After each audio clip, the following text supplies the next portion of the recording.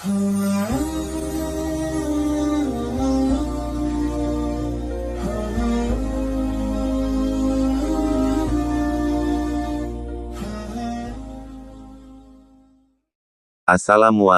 warahmatullahi wabarakatuh. Sahabat muslim yang selalu diberikan kesehatan oleh Allah. Anjing adalah hewan yang najis, bahkan di agama Islam kita tidak boleh memelihara anjing. Hari ini ada kisah yang menarik, semoga bisa menambah wawasan teman-teman semua. Kali ini saya akan membahas tentang kisah ulama yang bertobat gara-gara anjing. Mari kita simak video berikut ini, biar kita tahu kebenaran. Mulailah berpikir dengan kepala dingin. Mari kita simak video berikut ini, biar kita tidak salah langkah. Anjing merupakan hewan yang sering dijumpai di sekitar kita. Sebagian penduduk bumi memeliharanya, sebagian lagi tidak, terutama orang yang beragama. Mungkin mereka menjauhi hewan tersebut karena merasa jijik dan memandang buruk terhadapnya karena mengandung najis. Tetapi ada juga beberapa kaum agamawan yang tetap memeliharanya karena banyak memberikan manfaat dalam kehidupan manusia, seperti untuk penjaga, pelacak dan hiasan rumah.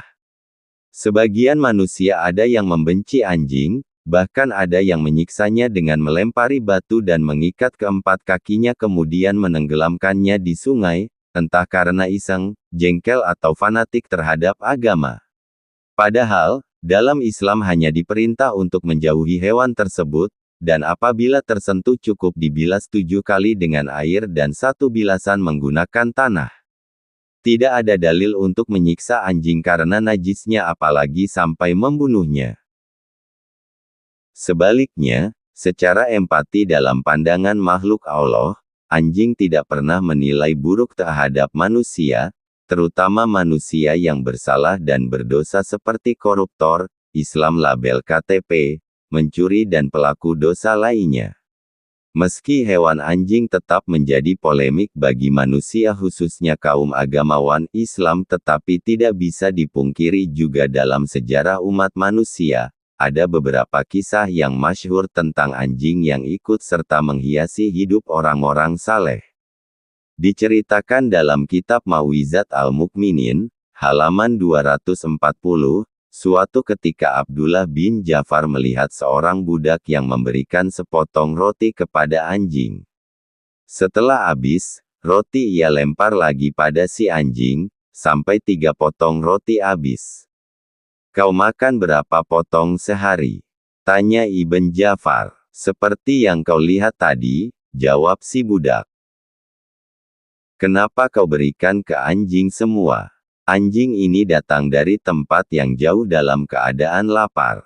Aku membenci melihat diriku kenyang, sementara ia kelaparan."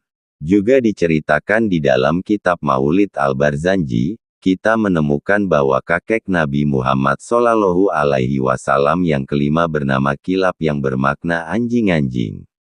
Nabi sangat bangga menyebut dan mencantumkan nama kakeknya tersebut. Syekh Muhammad Nawawi bin Umar Banten dalam kitabnya Madarijus Su'ud ila Ihtisa Al-Burud yang merupakan syarah kitab Maulid Al-Barzanji, mengutip ahli sejarah, nama Kilab adalah lakop yang masyhur.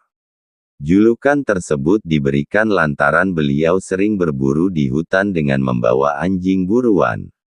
Syekh Muhammad bin Abdul Latif mengutip perkataan Imam Ibnu Sa'ad, seorang pakar sejarah pengarang kitab Tabakat yang terdiri dari 15 jilid, menyebutkan bahwa nama asli dari Kilab adalah Al-Muhadzab yang artinya orang pilihan. Di Indonesia ada juga kisah seorang ulama sufi bernama Mutamakin dari Pati, Jawa Tengah yang juga sangat fenomenal tentang kisah anjingnya. Dalam kitab Serat Cebolek yang disusun Yasadipurai, dalam rangka melatih jiwa dari hawa nafsu, ia menempuh berbagai cara. Di antaranya dengan mengurangi makan, minum dan tidur. Puncaknya melakukan puasa 40 hari, dan malam pada hari ke-40 itu, ia meminta istrinya untuk menghidangkan makanan yang lezat di depannya dengan tubuh diikat erat di tiang rumah. Setelah itu ia mengendalikan hawa nafsunya sekuat tenaga. Dan berhasil. Anehnya, saat nafsu dan syahwatnya keluar menjelma 2 ekor anjing. Kedua anjing tersebut ingin masuk kembali, namun ia tolak. Yang membuat geger, Mbah Mutamakin menamai kedua anjingnya tersebut dengan nama Abdul Qohar dan Komarudin. Beliau pernah ditentang oleh para kiai di Kajen, karena memberi nama anjing dengan nama manusia dan konon salah satu nama ulama masyhur kala itu. Menurut beliau, manusia yang tidak bisa mengendalikan hawa nafsunya sama seperti anjing. Tidak hanya berhenti di situ kisah tentang anjing dan orang saleh. Nabi Muhammad SAW pernah bercerita tentang wanita tunasusila dan seekor anjing di zaman Bani Israel yang termaktub di dalam hadits Bukhari, bahwasanya dari Abu Hurairah dari Rasulullah SAW bersabda, telah diampuni seorang wanita pezina yang lewat di depan anjing yang menjulurkan lidahnya pada sebuah sumur. Dia berkata, anjing ini hampir mati kehausan. Melihat itu, si wanita melepaskan sepatunya, lalu diikatkan dengan kerudungnya, lalu dia mengambil air untuk minum anjing tersebut. Maka diampuni wanita itu karena memberi minum.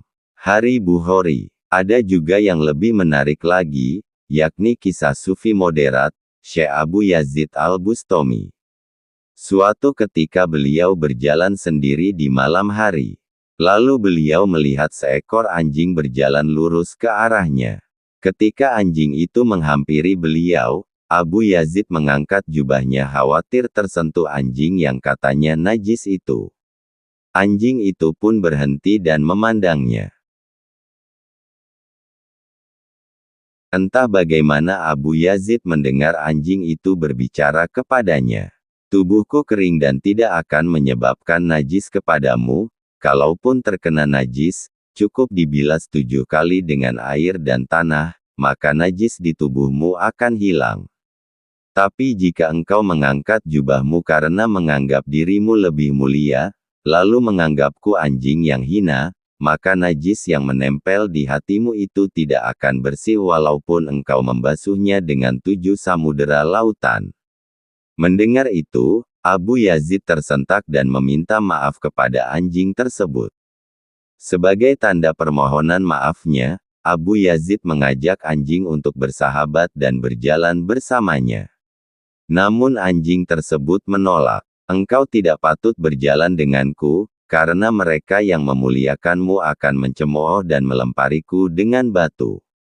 Aku tidak tahu mengapa mereka menganggapku hina, padahal aku berserah diri kepada Sang Pencipta wujud ini. Lihatlah aku tidak menyimpan dan membawa sebuah tulang pun, sedangkan engkau masih menyimpan sekarung gandum.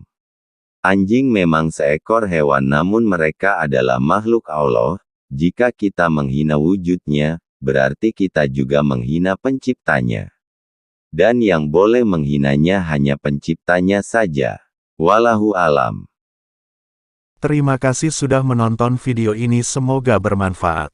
Jangan lupa subscribe, like, share, dan bagikan, agar kami bisa terus berbagi video-video yang bermanfaat.